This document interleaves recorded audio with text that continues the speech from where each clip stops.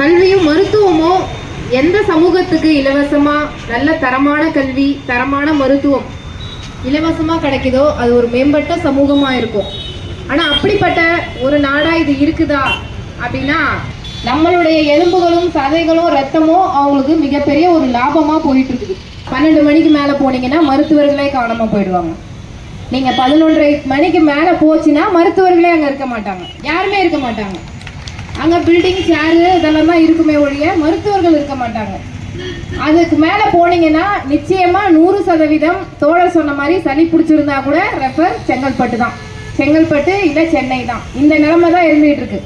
அது வரைக்கும் 12 மணிக்கு முன்னாடி போனீங்கன்னா பேசி அனுப்புவாங்க, 12 மணிக்கு அப்புறமா போனீங்கன்னா பேசவே மாட்டாங்க, நேரடியா ரெஃபர் தான், எதுவுமே கிடையாது. உங்களுக்கு சீட் எழுதி கொடுத்துருவாங்க, கிளம்ப வேண்டியதுதான். அந்த மாதிரி நிலைமை தான் இருந்துகிட்டு இருக்கு. இன்றைய நிலைமையில ரெஃபர் ரெஃபர் ரெஃபர் மட்டும்தான். ரெஃபருக்கு மட்டுமே சம்பளம் வாங்கிட்டு இருக்கிறாங்க மருத்துவர்கள் தலைமை மருத்துவமனையில. காஞ்சிபுரம் தலைமை மருத்துவமனையில வேலை செய்யறதுக்கு அவங்க சம்பளம் வாங்கல, ரெஃபர் பண்றதுக்கு தான் சம்பளம் வாங்குறாங்க.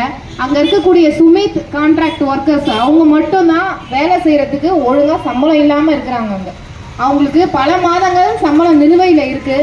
அவங்க வேலை செய்யறதுக்கான உரிய சம்பளமும் அவங்களுக்கு கிடைக்கிறது இல்லை. அந்த அப்படி ஒரு அவல நிலை தான் இருக்கு.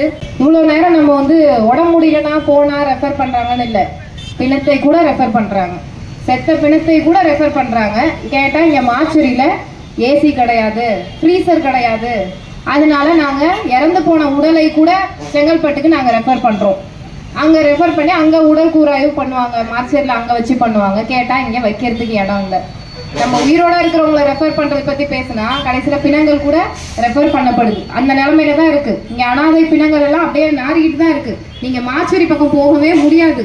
போனா இருக்கிற எல்லா நோயும் நம்ம ஆஸ்பத்திரியில இருந்து இங்க பிக்கப் பண்ணிட்டு வரலாம். நம்ம நோய் பிடிச்சிட்டு அங்க போக வேணாம் மருத்துவத்துக்காக, அங்க இருந்து நோய் எடுத்துக்கிட்டு தான் நம்ம வீட்டுக்கு வரணும். அந்த நிலைமையில தான் இங்க இருந்துட்டு இருக்கோம். கியூபால நம்ம கோவிட் டைம்ல பார்த்தோம்னா ஏராளமான டாக்டர்கள் கியூபால இருந்து தான் உலகம் முழுக்க போய் மருத்துவம் பார்த்தாங்க.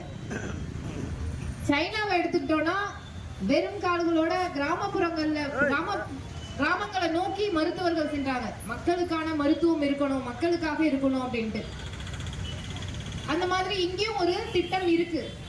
என்னன்னா கவர்மெண்ட் ஹாஸ்பிட்டல்ல கண்டிப்பா வேலை செய்யணும், மருத்துவம் பார்க்கணும், மக்களுக்காக இருக்கணும் அப்படின்னு சொல்லிட்டு அது எப்படி கொண்டு வராங்கன்னா இந்த மீனாட்சி ஹாஸ்பிட்டல்ல இருந்து கான்ட்ராக்ட் பேஸ்ல மருத்துவர்களை கூட்டிட்டு வராங்க.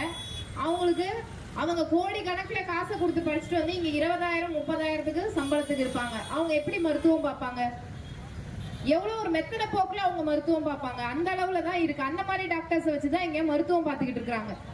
இங்க உண்மையா மக்களுக்காக செய்யணும், நம்ம மக்கள் பணத்துல தான் சம்பளம் வாங்குறோம், அவங்களுக்கு நம்ம நேர்மையா இருக்கணும், அவங்களுக்கு துரோகம் பண்ணக்கூடாது, உண்மையா அவங்க காசுல நம்ம பொழைச்சிட்டு இருக்கிறோம் அப்படின்னா அவங்களுக்கு துரோகம் பண்ணக்கூடாதுன்ற நினைப்பு யாருக்கும் கிடையாது. அந்த நினைப்பு மாவட்ட ஆட்சியருக்கும் கிடையாது. இது எல்லாத்தையும் சரி செய்யணும். இது வெறும் மருத்துவத்தை மட்டுமே சார்ந்ததில்லை, இதுல பல துறைகள் அடங்கி இருக்கு. ஆஸ்பத்திரியில பார்த்தோம்னா வெறும் மருத்துவம் மட்டும் இல்ல, PWD துறை இருக்கு, பில்டிங் சார்ந்த துறை இருக்கு, ஆம்புலன்ஸுக்கு தனியா டிபார்ட்மெண்ட் இருக்கு. ஒவ்வொரு டிபார்ட்மெண்ட்லயும் எடுத்துக்கிட்டாலும் ஒவ்வொரு விதமான லஞ்சம், ஒவ்வொரு விதமான சீர்கேடுகள், அவங்கவுங்க எவ்வளவு லாபம் சம்பாதிக்க முடியுமோ அந்த அளவுக்கு சம்பாதிச்சுட்டு இருக்காங்க. அந்த லட்சணத்துலதான் இன்றைய தலைமை அரசு மருத்துவமனை இருந்துகிட்டு இருக்கு. இங்கே பற்றாக்குறையா இருக்கிறாங்க டாக்டர்ஸ். ஆனா நர்ஸ் இவங்கெல்லாம் 50 பேர் 60 பேரை இப்ப தாம்பரத்துக்கு மாத்தி இருக்கிறாங்க. அப்ப இங்க எப்படி பணி சுமை அதிகமாகாம இருக்கும்? டாக்டர் சுரேந்திர மோகன் ஒரு டாக்டர் இருக்கிறாரு. அவர் 24 மணி நேரமும் டியூட்டி பார்ப்பாரு.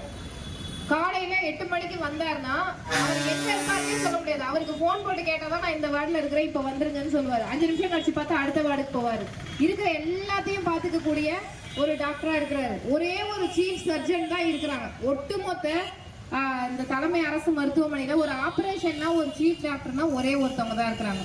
இவ்வளவு ஒரு கேவலமான தோழர் சொன்ன மாதிரி நிறைய மருத்துவர்கள் தேவைப்படுறாங்க. இதெல்லாம் தான் மாவட்ட நிர்வாகம் கவனிச்சு இதை கவனத்துக்கு கொண்டு வந்து இங்க ரொம்பங்க இங்க ஒண்ணுமே இல்லாத இடத்துல இருந்து மறுபடியும் டாக்டரையும் நர்ஸையும் கொண்டு போய் வேற ஆஸ்பத்திரியில நீங்க நியமிச்சீங்கன்னா அப்ப காஞ்சிபுரத்துல இருக்கிற மக்கள்லாம் எங்கன்னா செத்து போட்டோம், சென்னையிலயோ இல்ல மத்த ஊர்கள்லயோ இருக்கிறவங்க தான் நல்லா இருக்கணும் மக்கள் அப்படின்ற அந்த ஒரு விஷயத்த சொல்லாம சொல்லக்கூடியதா தான் இங்க எடுத்துக்க முடியுது. ஆனா ஆம்புலன்ஸுக்காகவே 1 மணி நேரம் 2 மணி நேரம் காக்க வைக்கிற நிலைமை. கேட்டா ஆம்புலன்ஸ் இல்ல, வசதி இல்ல அப்படின்னு.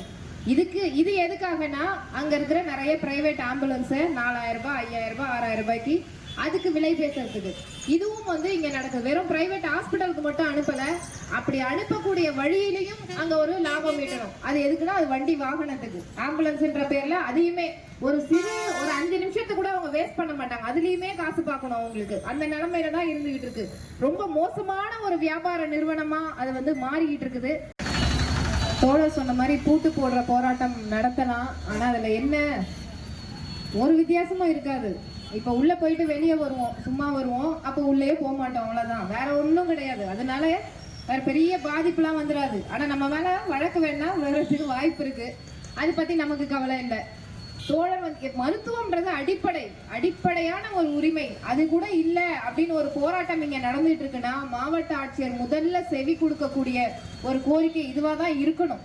ஆனா இதை கடந்துதான் போயிட்டு இருக்கு. இப்ப மாவட்ட ஆட்சியருடைய வேலைகள் எல்லாமே அங்கங்க வசூல் பண்ற வேலைகள்ல தான் போயிட்டு இருக்கு. ஸ்ரீபெரும்புதூர் பக்கமும் குன்றத்தூர் பக்கமும் இப்படியே தான் அவங்களுடைய கவனம் போகுது. எப்ப அரசு மருத்துவமனைக்கு அவங்களுடைய கவனம் வரும் என்று தெரியல.